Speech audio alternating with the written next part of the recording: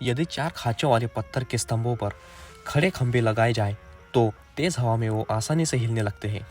समझदारी से तुम खंभों के ऊपरी सिरों पर एक खांचा बनाकर उसमें एक क्षैतिज बीम रखते हो, जिससे 2 खंभे आपस में जुड़ जाते हैं। लेकिन ये बीम आगे पीछे खिसक सकती है और दाएं बाएं डोल सकती है। इसलिए तुम खंभों और बीम के शीर्ष पर आड़े खांचे बनाकर दूसरी बीम फंसाते हो, जिससे वो कसकर जुड़ जाती है और ढांचा स्थिर हो जाता है। फिर भी तुम्हें पता चलता है कि बीम का फैलाव ज़्यादा होने पर ऊपर के दबाव से वो मुड़ सकती है। इसलिए तुम बीम को छोटा करते हो और खंभों के पास एक नीचा लकड़ी का खंभा खड़ा करके लकड़ियों को आपस में पिरो देते हो, जिससे मजबूती बढ़ती है।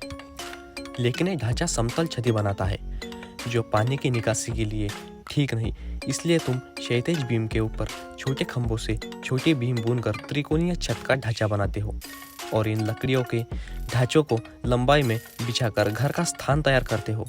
जब घर को आकार और बड़ा होता है, खंभे के शीर्ष पर आधा गोल खांचा बनाकर गोलाई वाला आड़ी लकड़ी को उसमें बिठाते हो, जिससे तारों की बीम और खंभे एक समग्र ढांचे में जुड़ जाते हैं। छत की इन आड़ी लकड़ियों बीच दूरी ज़्यादा होने पर स्टाइल बिछाना संभव नहीं होता। इसलिए तुम ऊपर लकड़ी की पतली पट्टियाँ बुनते हो और उन पर लकड़ी की परत बिछाते हो।